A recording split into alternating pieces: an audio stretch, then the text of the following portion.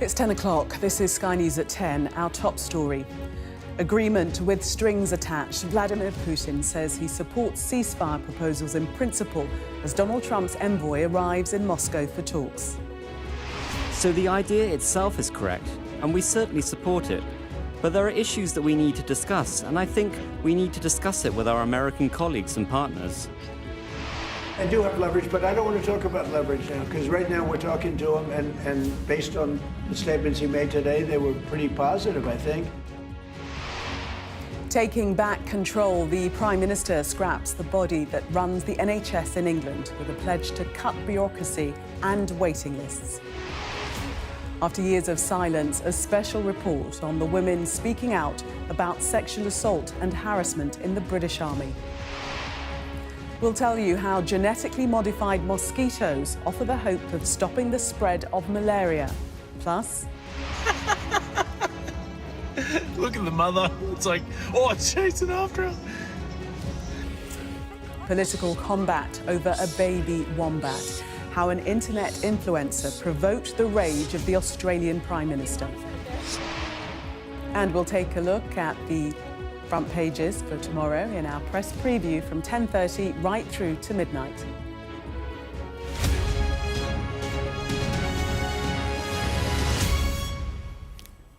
Good evening. Vladimir Putin today said that he agreed in principle with the ceasefire proposals negotiated between the US and Ukraine as Donald Trump's envoy arrived in Moscow for discussions with the Russian president. That guarded consent is subject to a number of conditions set out by the Kremlin. Donald Trump, hosting the NATO chief in the White House, called his statement promising but not complete. Volodymyr Zelensky said tonight that Mr. Putin was preparing to reject the proposals, but was scared to say this directly to the US president. The American proposal, hashed out in Jeddah between US and Ukrainian negotiators, consists of a 30-day interim ceasefire on all fronts. It requires Russian assent. President Zelensky has agreed to that plan, but has emphasised his own priorities in the peace process, including security guarantees for Ukraine, the release of Ukrainian prisoners of war, and a path to NATO membership. Russia has made clear its red lines: no NATO membership for Ukraine, no deployment of NATO or European peacekeeping troops to Ukraine, and international recognition of Ukrainian land annexed by Russia as Russian. Sky's Moscow correspondent Ivor Bennett has this report. There was a special guest in Moscow today. In one of these cars, Steve Witkoff, Donald Trump's chief negotiator, here to deliver a peace proposal to Vladimir Putin. But despite the motorcade and police escort, he clearly wasn't that special. Because the first person the Russian president met was old friend Alexander Lukashenko. For several hours, while Witkoff waited, he discussed bilateral relations with the Belarusian leader. A typical Putin power play to show America who's in charge. But eventually, after a signing ceremony, he addressed the ceasefire deal, making clear his agreement comes with strings attached. So the idea itself is correct, and we certainly support it. But there are issues that we need to discuss, and I think we need to discuss it with our American colleagues and partners. He did eventually discuss it with America's envoy Witkoff, but away from the cameras. Vladimir Putin said that any peace deal had to eliminate the root causes of the conflict. Now, in his mind, that's NATO's eastward expansion, rather than his own invasion. And it's a sign that he'll only agree to a ceasefire if Russia's own security concerns are met, namely that Ukraine never joins NATO. And here's why. In Russia's Kursk region, Moscow can smell victory, on the verge of finally repelling Ukraine's forces 7 months after their incursion. Vladimir Putin doesn't want to lose his advantage. So how will these 30 days be used? To continue forced mobilization in Ukraine? To supply weapons there? To train newly mobilized units? Or will none of this be done? Over in Washington, another president, another press conference, and optimism that Putin will do as he's asked. I do have leverage, but I don't want to talk about leverage now, because right now we're talking to him, and based on the statements he made today, they were pretty positive, I think. So I don't want to talk about that. I hope Russia's going to make the deal too. And I think once that deal happens, you're never going to be in a process. I don't think they're going back to shooting again. But for now in Ukraine, the shooting and shelling continues. Here, peace can't come soon enough. Ivor Bennett, Sky News, Moscow. Well, the Ukrainian President Volodymyr Zelensky has given his reaction this evening.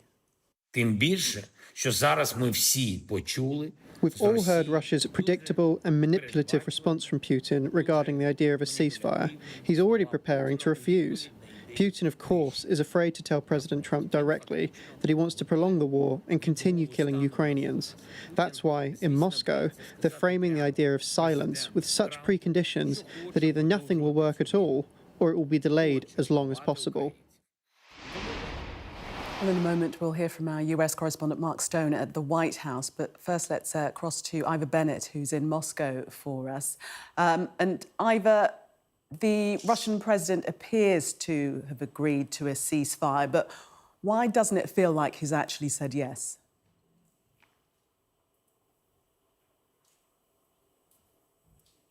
Because we know that the Kremlin leader doesn't really like to be pushed into a corner. We know that he doesn't like to have deals imposed on him. We know that he likes to be the one calling the shots. So I think we all knew that he was never going to agree to this ceasefire unconditionally. His agreement was always going to come at a price. He wanted to get other guarantees for Russia. He didn't explicitly name that price in that press conference at the Kremlin tonight, but I think he did allude to it with those comments about needing to eliminate the root causes of the conflict, which I referred to in my report. And that is a refrain that Moscow has kept coming back to for months now, suggesting that its maximalist position has not diminished. And Putin's comments tonight follow reports here that Moscow has given the US a set of demands, key demands that need to be met if it's to agree to this 30-day truce. According to the Reuters news agency, those demands include no NATO membership for Kyiv, that European peacekeeping troops from NATO member states are never present in Ukraine in the future as a security backstop, and for Russia's claim on Crimea and the 4 territories in eastern Ukraine that Moscow has annexed to be internationally recognized. In short, all 3 of Russia's key red lines. Now, the Kremlin neither confirmed nor denied that it had made these demands, but listening to Vladimir Putin tonight at that press conference, I think it's pretty clear that he is still showing no sign of compromise and no sign of making concessions. So in many ways, despite all the developments here today, it feels like not much has changed. You heard from Volodymyr Zelensky there accuse the Kremlin leader of using delay tactics. Well, so long as Russia still has the military advantage, time is on Putin's side. And Mark, while hosting the Secretary-General of NATO in the White House today, Donald Trump did say that Vladimir Putin was moving in the right direction, although not quite over the line. Yeah, and we expect a phone call between Vladimir Putin and Donald Trump to happen any time now. It could happen today. It certainly, I think, will happen in the next few days. I can see that it's gone 6 o'clock here in Washington, and Donald Trump is still in the West Wing, still in the Oval Office, because there is a Marine on the door. So he's working late, and on the other side of the world in Moscow, his man, Steve Witkoff, is engaged or has been engaged this evening in conversations with Vladimir Putin. So that phone call could come very soon indeed. Look, you know, curiously, Gillian, I think the news today from Washington is that there wasn't much news, because the NATO Secretary General was in the Oval Office, had that Oval Office moment with all the jeopardy that we know comes with the unpredictable nature of those moments, and yet he went in, spent time in there, got out again without becoming a casualty. And we know that Donald Trump has it in for NATO, is deeply, deeply frustrated about other countries not spending spending enough money on defence. And yet there were no difficult moments. Mark Rutte, the NATO Secretary-General, effectively said very little indeed. 90% of the impromptu news conference was Donald Trump sort of riffing about all sorts of different issues, but he didn't neither of them antagonised each other. And I think for NATO, for the alliance, which is deeply worried about the extent to which America is still a key, the focus of that alliance, I think today will be seen as a day where they came away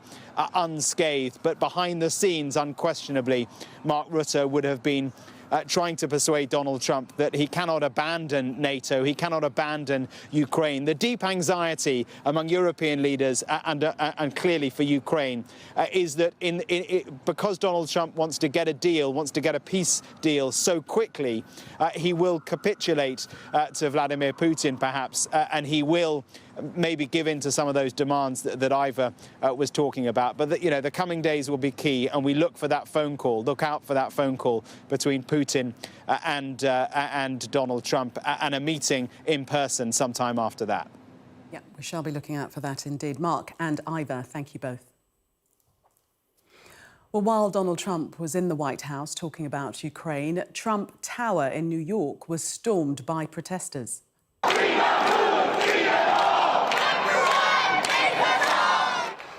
Well, they occupied the building's lobby, demanding the release of Columbia University student and US resident Mahmoud Khalil. The Trump administration is working to deport him over his pro-Palestinian activism and have accused him of supporting Hamas. Back here, the Prime Minister today announced the abolition of the body that runs the health service in England in a move designed to cut bureaucracy and waiting lists.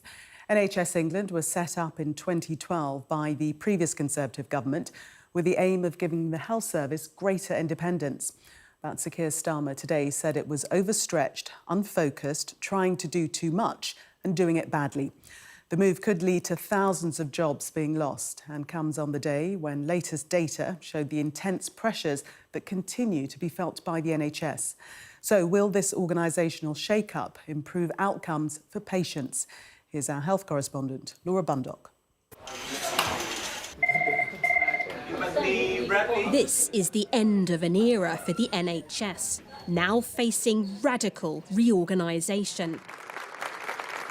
Ordered from the top. I'm bringing management of the NHS back into democratic control by abolishing the arm's-length body NHS England. That will put the NHS back at the heart of government where it belongs. NHS England was set up in 2012 under David Cameron. Its aim to provide the NHS independence from government. The result, though, is this, a messy spaghetti soup of services, money and accountability. NHS England sandwiched in the middle between the government, the Department of Health and Social Care and clinical services, hospitals, GPs, care homes, with us, the patients at the end. And look at the red and green lines. There's overlap, duplication, and that says the government is dragging down efficiency. What today is about is making sure that we deliver better value for taxpayers, generating hundreds of millions of pounds worth of savings by halving the size. And while I've been trying to build one team across the two organisations, actually just having one centre, one head office, much smaller, smarter, doing the things that only we can do nationally. Here's part of the problem. Since NHS England began, look how much longer A&E waits have grown. The target is this yellow line, only 5% of people having to wait over 4 hours. It's not been met, though, in over a decade. Another priority is the elective waiting list. There are now 7.4 million treatments waiting to be carried out. It's the lowest since April 2023, but look how much it's grown overall, made worse by the pandemic. The scrapping of NHS England surprised some, but there were signs. Several senior leaders, including Chief Executive Amanda Pritchard, recently stepped down. What now for the 13,000 people working here? their futures uncertain. Uncertainty too from some whether the demise of NHS England will deliver. The benefit, of course, of having NHS England there as the national commissioning body is that you have an organisation who is one step removed from the political day-to-day management of the health service, which of course is a big factor. And so I think the government is going to have to manage that transition period. It's a huge tanker that they are going to be seeking to turn. There will be bumps in the road. There is a 10-year plan coming, but this a moment of major reform. For patients waiting, though, the structures and management don't matter. They just want to be seen and treated quickly. Laura Bundock, Sky News. Well, after that announcement about a major reform to the NHS, our political editor, Beth Rigby, put this question to the Prime Minister. You've just announced the abolition of NHS England. There's about 13,000 job cuts there. You've also talked about an ever-expanding state, signalling, I think, thousands of other job cuts across the state. You're about to announce billions of cuts to welfare, so billions in welfare savings. At your manifesto launch, you said to me, and this is a direct quote, "There will be no austerity under a Starmer government." If this isn't austerity, what is? And do you at least accept that some people will feel that this is austerity again? Beth, there's no return to austerity. I said that to you before the election, and we're not going to austerity. I ran a public service, the prosecution service, during years of austerity, and I saw what was done in that particular case to our criminal justice system, but it's been done to our public services. And part of the problem we've got with our public services is what was done to them a decade or so ago. So we're not going down that route, and none of our plans are going down that route. Well, our chief political correspondent, John Craig, joins us live from Downing Street now. And John, all politicians like to talk about cutting bureaucracy, but we're talking about thousands of jobs here. What are the risks for Sir Keir Starmer? It's a very big gamble for the Prime Minister and the Health Secretary, Wes Streeting. All those job losses, possibly up to 10,000, have already set the government on collision course with the trade unions in the health service. The big public sector union, Unison, says their staff have been left reeling. The FDA that represents the senior civil servants is unhappy too. And also some NHS managers are worried that yet more reorganisation of the NHS will cause disruption at the time when the government's trying to get those waiting lists down. Now, in the Commons, when Mr Streeting made a statement an hour after the PM's announcement, he declared that he was getting rid of the biggest quango in the world and driving the final nail into the coffin of the reforms brought in by Andrew Lansley under David Cameron's coalition government. I well remember the battle they had to get those through. There was all sorts of problems, defeats, amendments and so on. It took ages. It was such a turbulent period in Parliament that David Cameron had to pause the legislation at one point. And shortly after the bill became law, the Health and Social Care Act, Andrew Lansley was moved on to another cabinet job. It was Jeremy Hunt who took over from him. Well, today in the Commons, Mr Hunt praised Wes Streeting for his boldness. But some senior Tories claim that back under the Blair government, the NHS boss was also the permanent secretary of the health department, and that didn't work, it was claimed. So, big gamble. John, thank you. Sky News has heard from former soldiers who say they've been left scarred for life by their experience of rape, harassment and misogyny in the army. Women began to share their experiences after 19-year-old Royal Artillery gunner Jaisley Beck took her own life in 2021. One former Defence Minister, Johnny Mercer, has admitted that he and others were responsible for what he called a colossal failure of leadership. Our social affairs correspondent Becky Johnson's report contains references to sexual assault and suicide. I had to fight him off me. There was no place in the military for women. There was misogyny everywhere. Women who served in the British Army, revealing the main threat was men they fought alongside. They say sexual harassment was relentless and assault impossible to escape. After years of silence, the suicide of 19-year-old soldier Jaisley Beck, who was sexually assaulted and failed by the army, has triggered an outpouring of fellow soldiers who say they too suffered abuse. 3 are now sharing their stories with Sky News. Michelle Francis was in the army for 11 years and saw active service in Afghanistan. She left in 2020. I've had my breasts grabbed by people, my bum. Guys, when I've walked upstairs, have looked up my skirt and stuff to see if I'm wearing underwear. Just disgusting stuff like that. And how often would this kind of thing happen? All the time. In 2019, almost 2 decades into a distinguished career, Jane says she was raped by a colleague. He grabbed at my throat and was pushing me down onto this blow-up bed, and then he was trying to put his penis in my mouth. It was the worst experience I've ever been through in my life. I wanted to end it all. She reported it, but later discovered messages exchanged between officers dealing with her case. I was referred to as a whore, just really quite vile.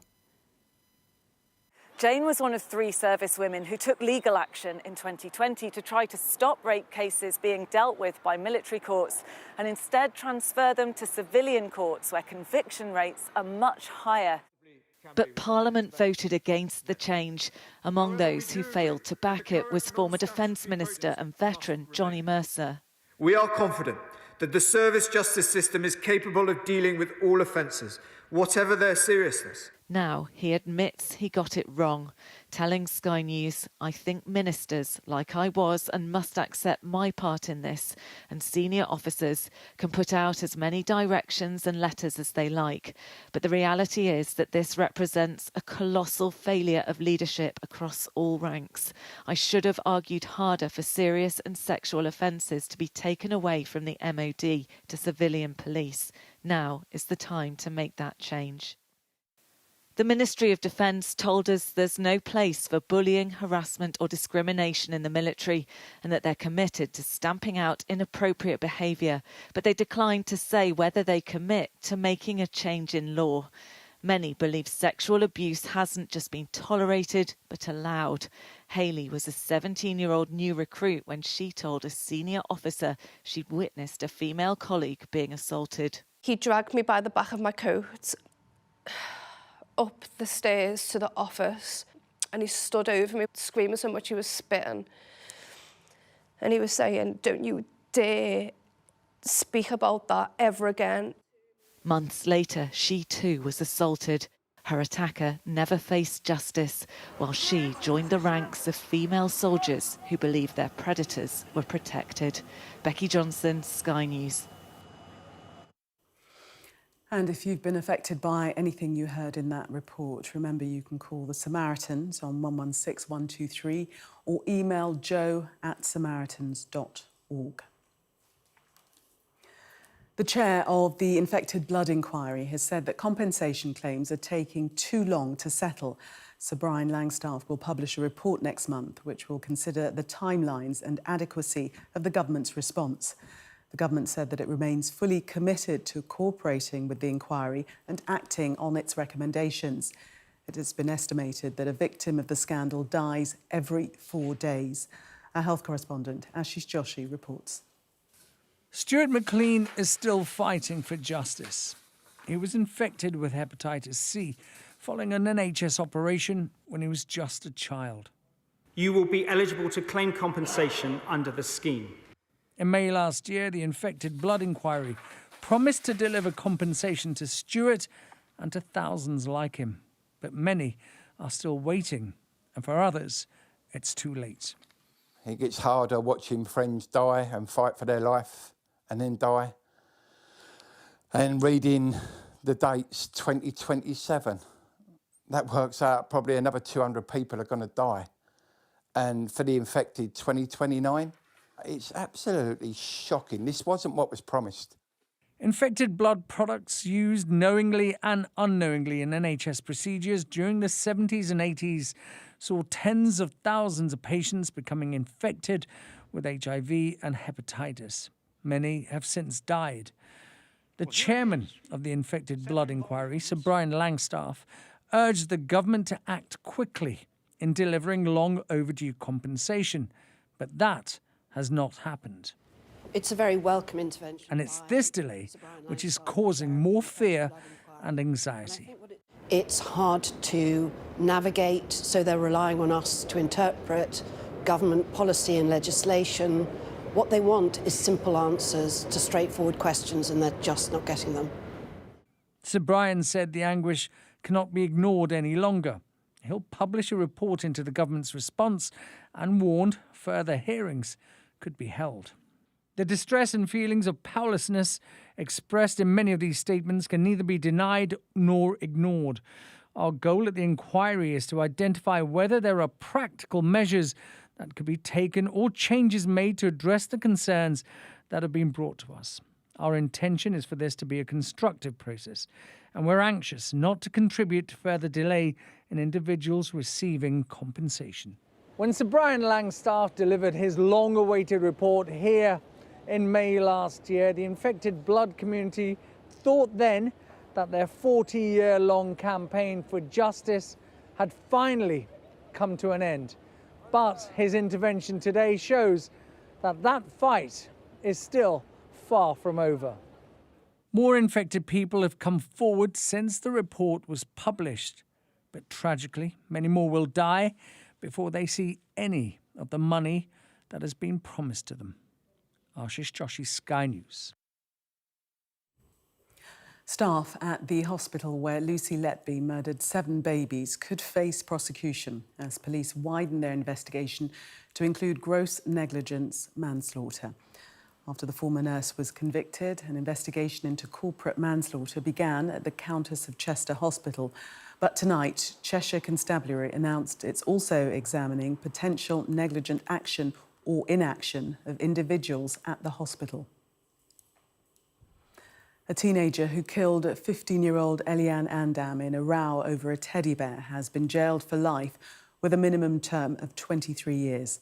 Hassan Sentamu, who's 18, stabbed Eliane outside a shopping centre in Croydon in September 2023. Scientists are genetically modifying mosquitoes in the hope of stopping the spread of malaria, which infects up to 300 million people each year, killing hundreds of thousands. The technique uses genes from other species to kill the malaria parasite inside the insect. Our science correspondent, Thomas Moore, reports. From foe to friend, could the mosquito actually end up being our ally in the fight against malaria? There are thousands from all over the world kept in cages at this insectary at Imperial College London, part of a project called Transmission Zero to genetically modify mosquitoes to kill the malaria parasite within them. You will see that they will start feeding on your hand. So it can't be passed on to humans when they bite. These are exogenous genes that we bring into the mosquito. They are known antimicrobial molecules from other species. For example, one of them we're using is from the honeybee. Right? We need this modification to propagate, to spread, so that every mosquito eventually in Africa, every malaria-transmitting mosquito at least, will carry this. The genes from the honeybee and also a type of frog are injected into mosquito eggs under a microscope. They produce a protein that is toxic to the malaria parasite. Then, with another genetic technique, scientists are able to ensure all the descendants of the mosquito inherit the same ability to kill the parasite. According to the World Health Organization, almost 600,000 people died from malaria in 2023. Most of them were in Africa. 3/4 of them were children under the age of 5. Bed nets, insecticides, drugs and vaccines are only partly effective, and that's why scientists here say they need to try something new. The mosquitoes can't be released until the genetic modification is shown to be safe, but the genes can't be passed on to other insects. So we have to prove in the lab that it works, and it works the way we want it to work. And then we have to prove that it is safe. It doesn't cause any additional harm, any unintentional harm, both to people and the environment. It is accepted by the communities. It's accepted by the regulators before we're able to test them in the field. It'll be several years before the technique is perfected and signed off by the regulators. But one day there may be no pills to take, no bed nets to worry about. The mosquito could be doing the hard work to eliminate malaria. Thomas Moore, Sky News at Imperial College in London. Australia is reviewing the visa status of an American influencer who uploaded a video of herself grabbing a baby wombat away from its mother. Look at the mother. It's like, oh, it's chasing after her. I got a baby wombat. Sam Jones, who describes herself as an outdoor enthusiast and hunter, posted the footage. Caught in her grasp, the young marsupial can be heard crying out in distress. The video, now taken down, has provoked anger across Australia. To take a baby wombat from its mother and clearly causing distress from the mother is just an outrage. And, you know, I suggest to this so-called influencer, maybe she might try some other Australian animals. Take a baby crocodile from its mother and see how you go there. Take another animal that can actually fight back rather than stealing a baby wombat from its mother. See how you go there. The world's largest iceberg, which is almost twice the size of Greater London, has run aground just off the remote British island of South Georgia in the South Atlantic Ocean. There are fears that as the 1 trillion tonnes of ice melts, it could have a dramatic effect on the planet's major cooling system. Our science and technology editor, Tom Clark, is going to be reporting from over the megaberg tomorrow and sent us this update from the Falklands. Well, it might be the world's largest iceberg, but that doesn't make it any easier to see. From where I am in the Falkland Islands, it's 800 miles away off the coast of South Georgia.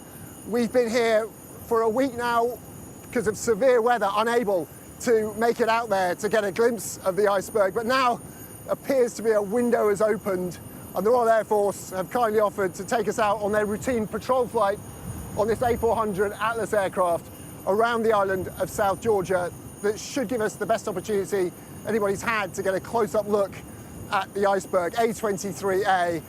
And remember, this is an enormous berg, 40 miles across. Its area almost twice the size of Greater London, so if it's out there, we should see it. We can catch up with Tom tomorrow. Well, that was Sky News at 10. Coming up, we'll take a first look at tomorrow's newspapers in the press preview. Tonight, we're joined by Deputy Political Editor at The Spectator, James Heal, and the Editor-in-Chief at National World, Nancy Fielder.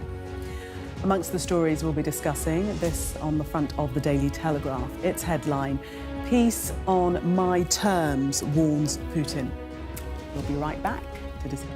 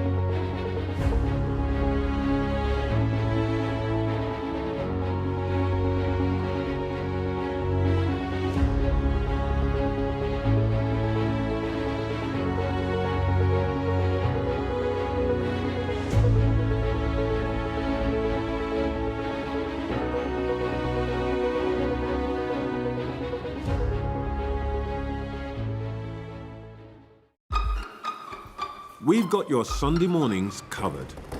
From the front page and the sounds of the streets to the voices of the people who make the major calls and big picture politics beyond Westminster. We'll put you at the heart of our story. I'm ready. Are you? Join me, Trevor Phillips, Sunday mornings on Sky News.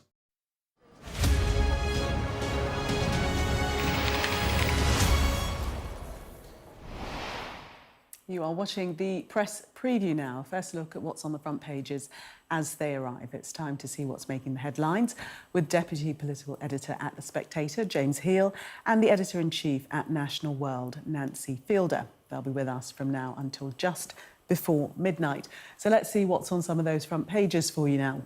Well, the potential ceasefire deal between Russia and Ukraine is on the front of the Telegraph, and Putin's assertion he will take control of the deal. The Ukraine-Russia war is also on the Express, who quote Putin saying he will only agree to a truce, but only on his terms. That story also on the front of the Times. The Metro leads on the Prime Minister's decision to scrap NHS England as he announces major reforms to the health service. That story also on the front of the Financial Times, who write of the government's big health service revamp. And the Eye writes that the Health Secretary is seizing control of the health service to force change. The Guardian leads on the proposed national services changes too, saying the move is a high-stake push to improve care. The Mail says the move puts patients ahead of the NHS bureaucrats. The Mirror leads on the murder of Eliane Andam and her family's plea to end the knife crime as her killer is jailed. The Sun features a royal exclusive as they discuss football with Prince William.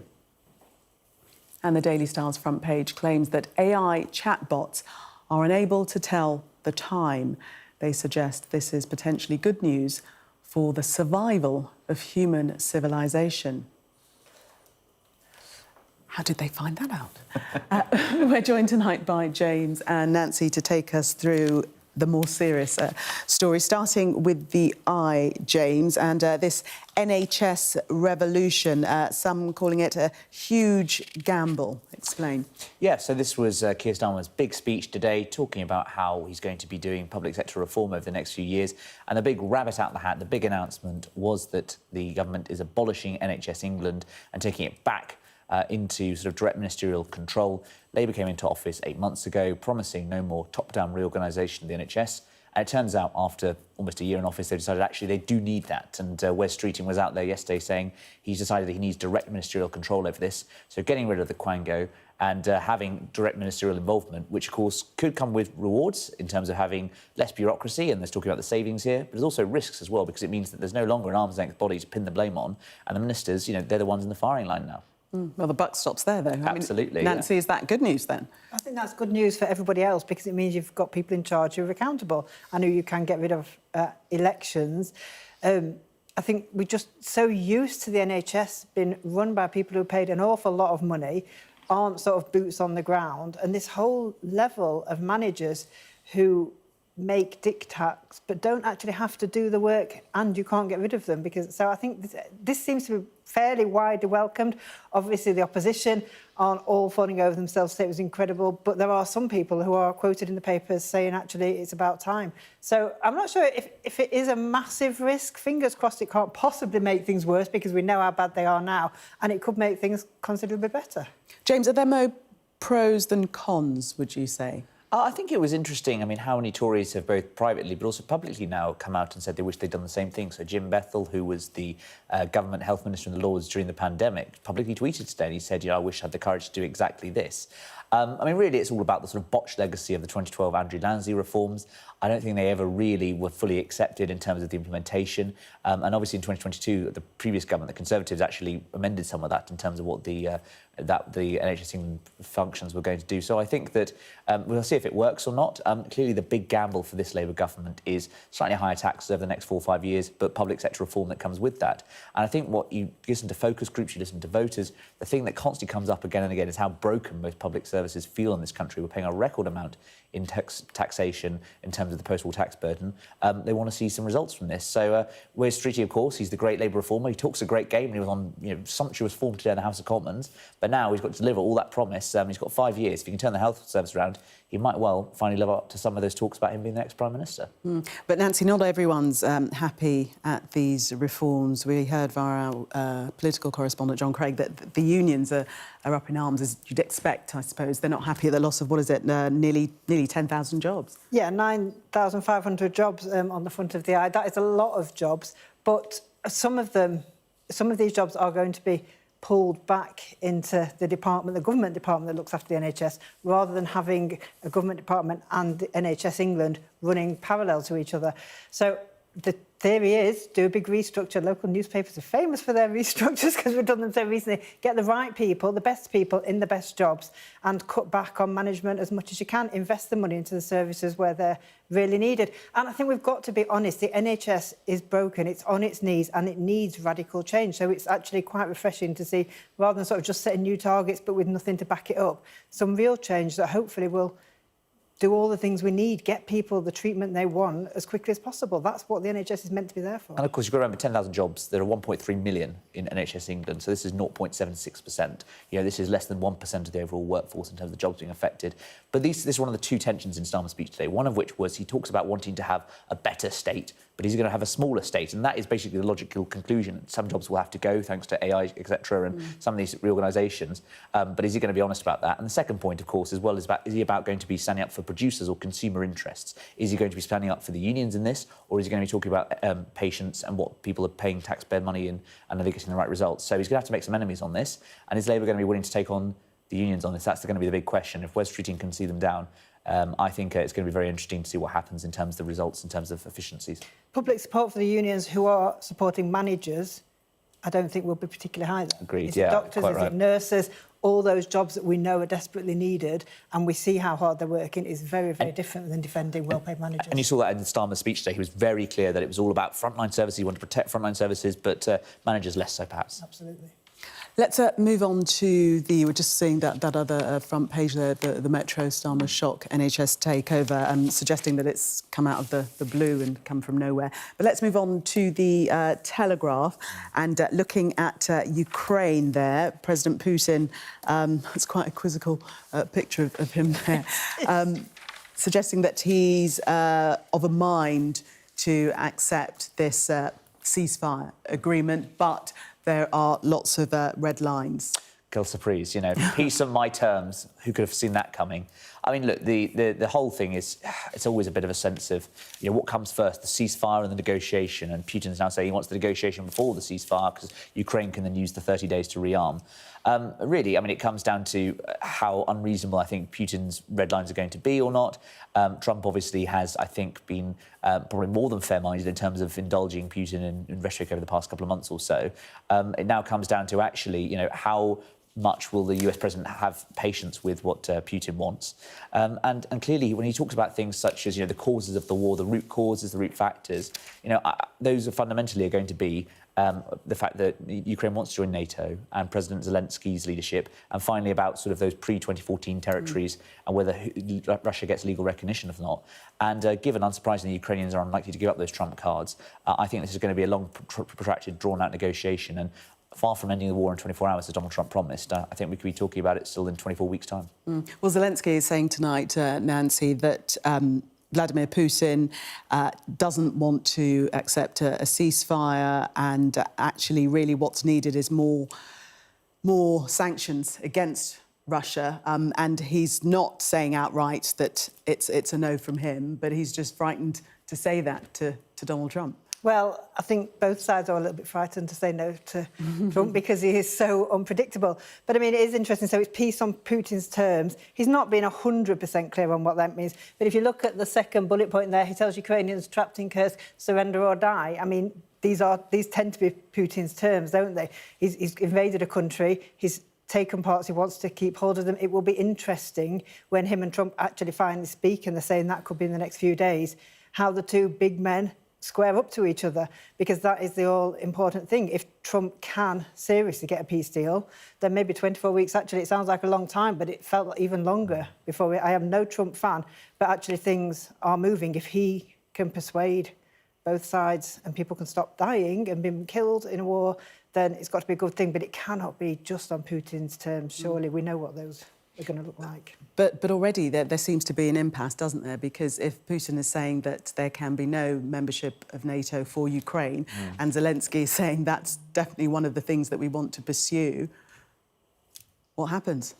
Yeah, I mean, well, it's also about leaving Ukraine in a position whereby they're not going to get invaded again. And, of course, the Ukrainians' perspective is, hang on a sec, we warned you guys about Russia for years, and they went along and they had the Georgia War in 2008, then they had, 2014, the invasion of eastern Ukraine. Now, of course, they've done the same 2022 invasion. This is not a man you can do business with. He is not reasonable. He will not stick to his word. And it's about the assurances that are going along. And basically, it's going to lead to a point, I think, where the Americans are going to have to find some way to bring the Russians and Ukrainians into terms that they will both accept. And right now, that doesn't seem it's going to happen over the next few days or weeks. And people, Zelensky in particular, but many Americans too, say that this is Putin's tactic. Let's delay and look like you're going to go along with it. But in the meantime, he's raging war and of course, Ukraine. And he will send many thousands of men to the meat grinder, because that's what he will do. Yeah. Well, let's see. I mean, there might be a phone call from Putin to Donald Trump this evening. We're waiting to see whether that occurs. Nancy and James, for the moment, thank you. We can take a break. Coming up, we'll be discussing this story on the front of the Mirror as the family of Elian Andam plea for an end to knife crime following the jailing of her killer. We'll be right back.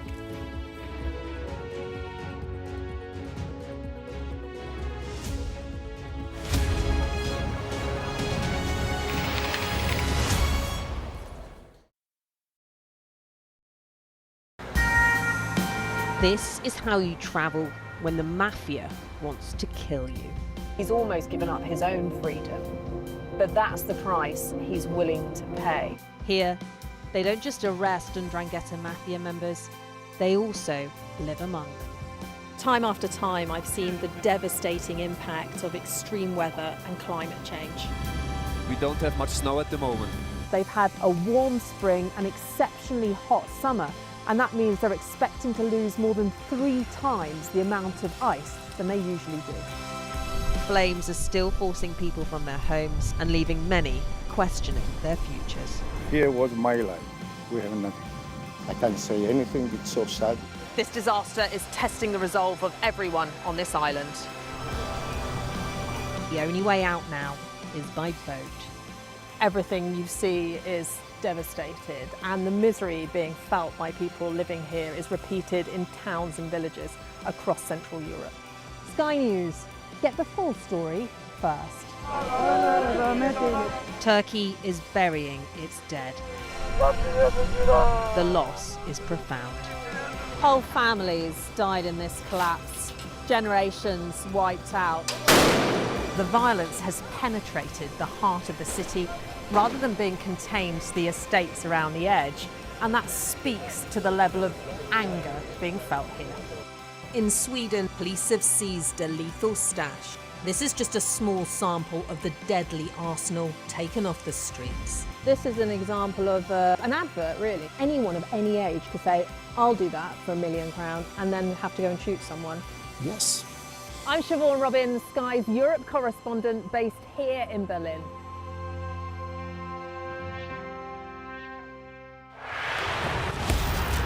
Exclusively on Peacock. 2 teams, 1 city, everything on the line. Gloves off, let them rip into each other again. Arsenal. Oh, that's a brilliant strike! Victory can keep their title hopes alive. Arsenal fight! But Chelsea need all 3 points in their own chase for top 4. Who else? This is the Premier League. Streaming on Peacock. We're rolling. Welcome to the world. Our new podcast, starting now. It's very exciting. Every week, we'll be reporting from the world's trouble spots. We get to hold those in positions of power accountable, and we get to ask the questions that the audience, the listeners, want to know about. And that's why it is so important that people tune in, come along for the road, come along for the journey. It'll be fun. Sky News get the full story first. Is this now all your territory? Yeah. The battlefield is outside the barricades. We are in the middle of a forest, in a jungle really, and they're attempting to keep these men alive. I'm Stuart Ramsey, and I'm Sky's chief correspondent. It's really dangerous. Many people have died riding it.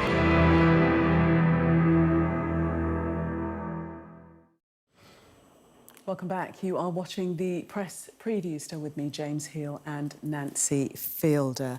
Let's take a look at the front of the Mirror. And you have the beautiful picture of Elian Andam, who was murdered by Hassan Sentamu. It's his sentencing today. Received 23 years for her stabbing. But the headline is about the family's plea for young people to put knives down and to stop this madness. Absolutely. And I mean, Idris Elba, of course, has led quite a big campaign on all of this. The Labour government has said it's going to take a lot of action in terms of trying to get knife crime down. I believe there were about 50,000 incidents last year recorded, and they've said they have an objective to get knife crime-related incidents down by half over the course of this Parliament.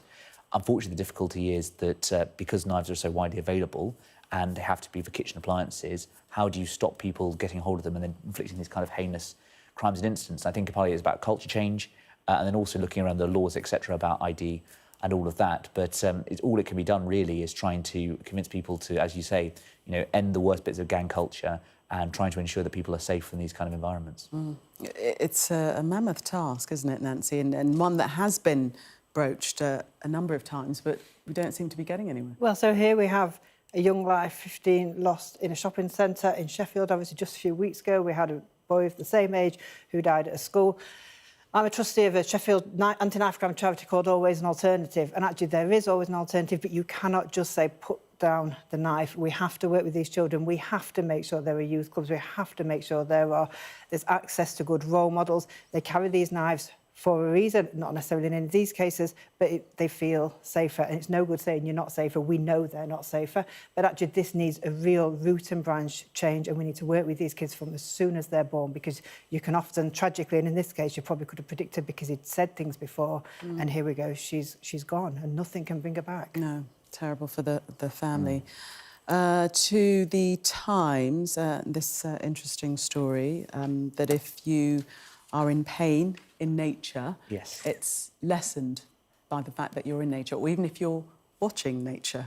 Yes, so this is a new television. Absolutely. So this is a new scientific study that's been done, whereby they got was it 49 people, an survey, and they inflicted them with small electric shocks, and it turns out that they felt less pain when they were watching David Attenborough on the screen, and therefore the conclusions of the academics is that actually it makes you feel better. So even just watching a bit of Planet Earth means that you're far less aware of the pain, etc. And so basically nature is a good thing for you. Although I do fear, of course, that there are now people walking around as a result of this who'll never be able to watch Attenborough again. Is it his soothing voice, or...? You're distracted, and you believe you're relaxed, and actually so you feel the pain. I mean, it says the pain-relieving effect of nature is genuine, whether you're out in the woods, whether you're watching on a screen, but it's very clear, the last sentence, people in pain should certainly continue taking any medication they've been prescribed. So don't just quit and think that your prescription is David Attenborough. It's not quite enough. No, you've heard it here. Do not forsake the painkillers for a walk in nature or a David Attenborough documentary. It might not work. James and Nancy, thank you very much for taking us through the papers. We'll see you at the top of the 11 o'clock. In the meantime, let's take a look at the weather for you now. A bright start and always a warm welcome. The weather, sponsored by Qatar Airways. Well, it'll be cold over the next few days with widespread overnight frosts and some potentially wintry showers. Expect a frosty start for many tomorrow, especially over southern Britain, with some fog likely in the southeast. It'll be largely dry, but northern Scotland will see showers, while central Britain will have patchy rain and hill snow. Well, that wintry mix will mostly fade as it moves across Wales and the West Midlands through the morning. Meanwhile, showers will develop with hail, sleet and hill snow possible, but sunny spells are likely too. Well, the showers will be concentrated over England, Wales and eastern parts of both Scotland and Ireland, with very few elsewhere. It'll be cold again, but light winds will limit any wind chill. The afternoon will be similar, but the showers will become more isolated later on. A bright start and always a warm welcome. Qatar Airways sponsors the weather. Coming up next on Sky News at 11, President Zelensky claims Vladimir Putin is preparing to reject ceasefire proposals, but is too scared to tell Donald Trump.